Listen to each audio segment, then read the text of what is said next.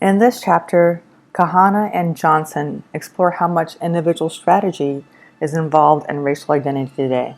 They also investigate the types of strategies other than passing that people with biracial identities are using. Until relatively recently, few racial options have been available to multiracial people, especially those with Black ancestry. The one-drop rule, rooted in slavery and Jim Crow segregation, defined multiracial people with any drop of Black blood as Black. Just like their monoracial Black counterparts, they had few, if any, rights. For example, if they were enslaved, they could not vote. They were restricted from many public facilities. Individual resistance has taken the form primarily of passing as white. Racial passing occurs when an individual identifies and presents herself or himself as another race. Many Americans pass as white to resist the racially restrictive one-drop rule and the racial status quo of Jim Crow. Today, the most immediate reasons for passing have been removed. In addition, racial identity formation is restricted to some degree. Much of the work that examines identity among biracial or multiracial people draws from symbolic interactionism. The key aspect of this framework is social interaction. Race and identity arise out of a social process in which meanings are created and modified through social interactions with others. Society shapes an individual's identity, while at the same time the individual plays an active role in shaping his or her own racial identity. Much of the work on biracial identity focuses on factors such as the one-drop rule, social networks, social class, and processes like reflected appraisals that act on individuals to shape their racial identities. Biracial individuals are not merely passive in the construction of their identities. Biracial individuals use their agency to shape their own identities. People are active in the performance of their racial identity by highlighting and or downplaying particular components of their identity. Some strategies used in identity construction include passing to conceal the stigma of the identity and covering to manage the intrusiveness of the stigma. Management of identity is called identity work. This occurs when an individual engages in a range of activities to create, present, and sustain identities. And these activities include 1. Procuring or arranging physical settings or props. 2. Cosmetic face work or an arrangement of personal appearance.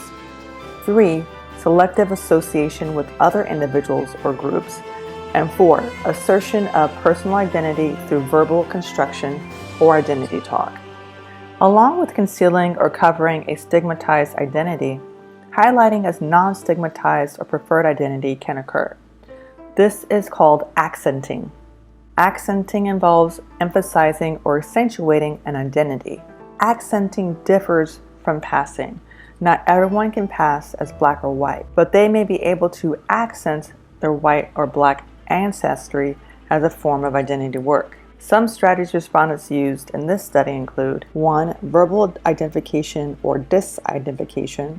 2. Selective disclosure. 3. Manipulation of phenotype. 4. Highlighting or downplaying cultural symbols. And 5. Selective association. Verbal identification or disidentification is identity talk. Respondents perform identity talk by claiming or not claiming identities by saying, "I'm this," or "I'm not that." Selective disclosure is selectively revealing and or concealing particular racial identities to others. Respondents give information to others to pass as monoracial. Respondents also manipulate their phenotypes to manage their identities.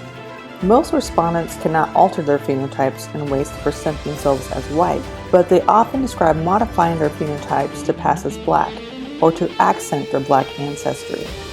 Others alter their phenotypes to cover or downplay their white ancestry. Respondents manage their identities by highlighting and or downplaying cultural symbols they perceive associated with whiteness and Blackness. While altering phenotype is not an option for everyone, invoking cultural symbols is frequently employed in racial identity work. Respondents selectively associate with a particular racial group, be it peers, friends, and romantic partners, and organizations or institutions such as clubs, colleges, and/or churches. Although respondents have more agency to construct their identities, there are several limitations. Some of the limitations include one's phenotype, social class background, and racial networks. Race in American society is intertwined with phenotype, and depending upon which identity one is presenting, manipulation of one's phenotype may or not be an option. In addition, the phenotype, social class, and social networks influence the accessibility and effectiveness of certain identity strategies. For instance, many respondents perform identity work by highlighting or downplaying cultural symbols they associate with whiteness and blackness. Yet access to and knowledge of cultural symbols is arguably tied to these later structural factors. Furthermore, one's racial networks will also influence, to some extent, one's ability to selectively associate with a particular racial group. Motivations for passing as white, especially during the Jim Crow era, are well documented. Less is known, however, about the motivations for passing as black. The majority of respondents in this study have, at one time or another, passed as black, and they do this for several reasons: to fit in with black peers, to avoid a white stigmatized identity, and/or for some perceived advantage or benefit. Not wanting to stand out, especially in adolescence, respondents often describe working to blend in, to feel accepted by others.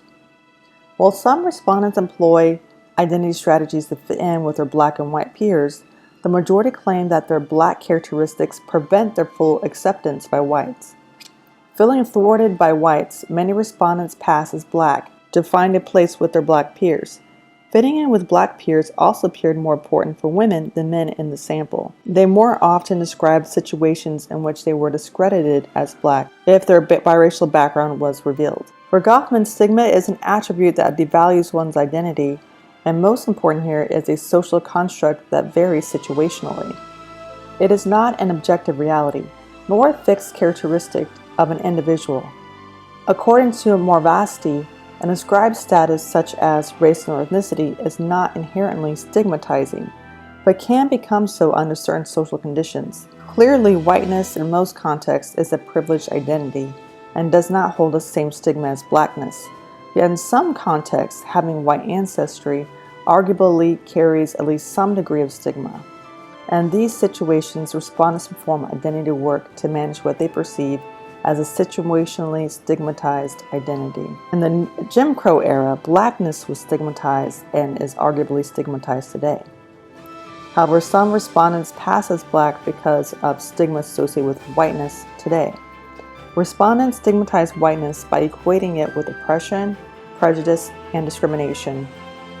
Whiteness in the slave and Jim Crow eras conferred many advantages and privileges, and even today for some perceived benefit. Some respondents allowed others to assume they were white as a protective strategy to avoid prejudice from coworkers. Other respondents passed for black in other contexts for perceived advantages. Concealing their white background, respondents selectively disclose only their black backgrounds on these forums, and in doing so pass as black in order to obtain education and/or employment opportunities, scholarships, and financial aid. From this research, we see that passing as black is occurring more frequently, not only because it's easier due to phenotype, but because it is an identity that is less stigmatized today in certain contexts.